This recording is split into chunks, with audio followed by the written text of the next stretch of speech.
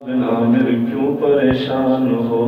کہنے لگا سلمان ایک بیٹی اللہ نے دی ہوئی ہے، وہ بیمار ہو گئی ہے اور اس کی جان نکل رہی ہے۔ جناب سلمان نے کہا طبیبوں کے پاس لے کر جاؤ۔ کہا طبیبوں نے کہا کہ اس کی شفا نہیں ہوگی۔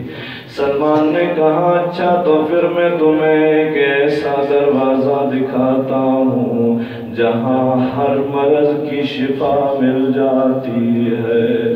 سلمان نے کہا اے عبداللہ اپنی بیٹی کو لے کر فاطمہ زہرا کے دروازے پر چلا جا اور بی بی سے کہنا بی بی میری بیٹی مر رہی ہے، اس کے لیے دعا کیجیے۔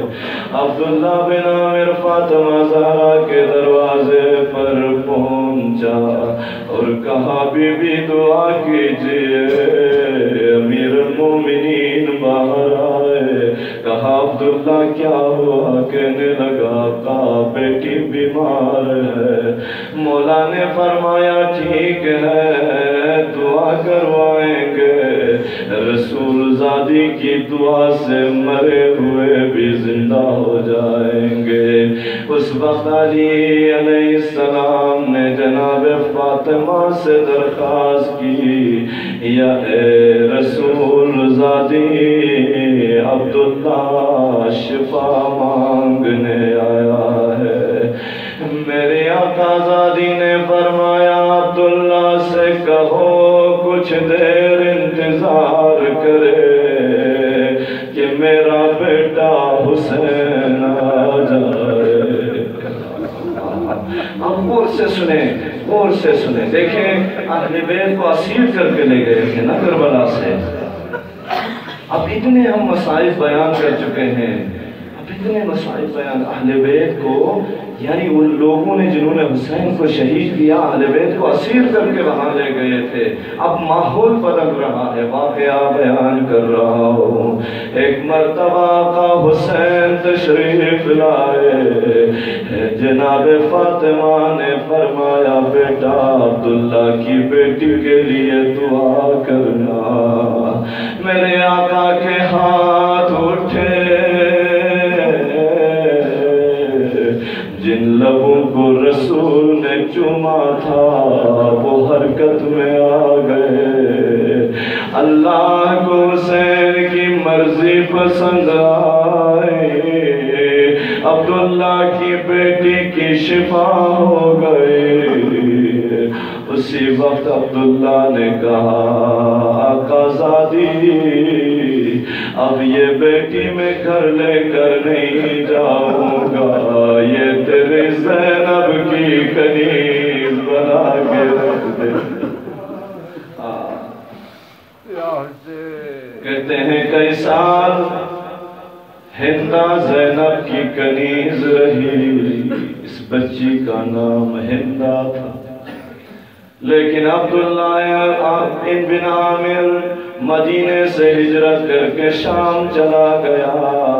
ایک روایت کے مطابق معاویہ نے ہندہ کی شادی یزید سے کرا دی، اور دوسری روایت کے مطابق امام حسن کے زمانے تک ہندہ زینب کی کنیز تھی۔ معاویہ نے امام حسن سے ہندہ کا رشتہ یزید کے لیے مانگا اور یزید کے ساتھ ہندہ کی شادی ہو گئی۔ یزید کے گھر میں جو خاتون تھی ہندہ نامی، وہ زینب کی کنیز رہ چکی تھی۔ جب زینب و کلثوم شام میں پہنچی،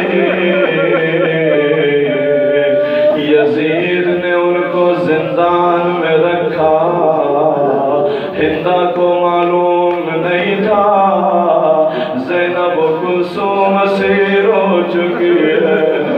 ایک مرتبہ ہندہ نے اسیروں کو کھانا لانے کا ارادہ کیا اور کھانا لا کر زندان میں آ گئی۔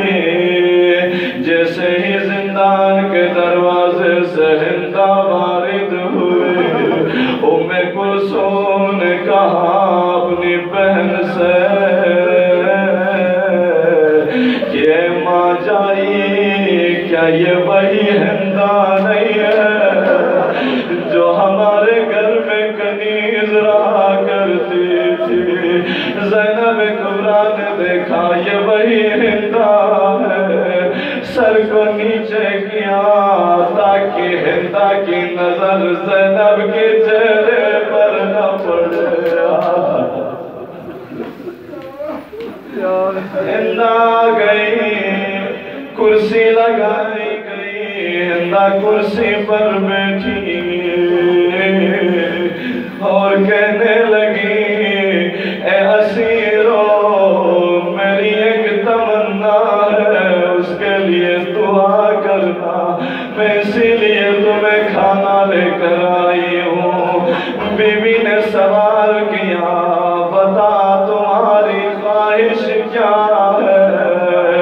हिंदा ने कहा, असीरों की दुआएं कबूल होती है, दुआ करना कि मैं जल्दी मदीने पहुंच जाऊं।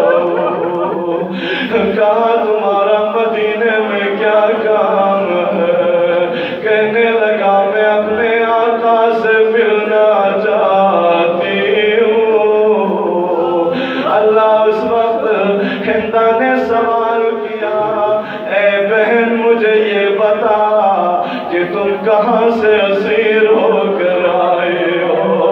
अरे ज़ैनब ने कहा, हिंदा हम मदीने से आए। मदीने का नाम ज़बान पर आना था, हिंदा कुर्सी से नीचे उतर गई। ज़ैनब ने पूछा, क्यों कुर्सी से नीचे उतर गई? कहने लगी, ज़रबरियास, मदीने में तब बोयांगलन मना मल कुर्सी कदूर बिरदन मयोस लेनो यांगे मदीना लद से एहतराम को चाबे जवाबी नजर मदीने नुईर यल्मो यल्बे मदीने नुईर यल्मो यल्बे ज़ैनबी सवाल व्यसलेन नमो मदीने यल्पीर यल्मो सीन जवाबी नजर बयास गिर यल्मो ज़ैनबे कुराद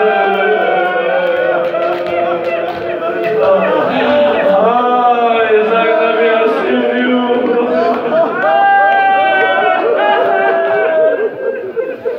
हरगमे कार्य दुलाला करमलाई शुक्ले अदहर छगान में चोंगे बुरको मुसम से मातम में चिमारो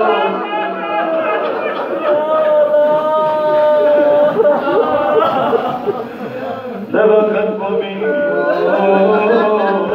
हिंदा सवाल तामुल बेसना बेस नासे असली नहज बोर बहिनी तरफ लथन चुक से नसर बेन चादर बना हंस के नसना बुमा बैठी खिदमत में तौफीक में हाय हिंदा सवाल व्यास ले नमो अगर या मदीने न को शफकत चिन्नारे गलजरी या ज़ैनब कुबरा मुज़न युदा जवाबी नजर बरस जा मुज़न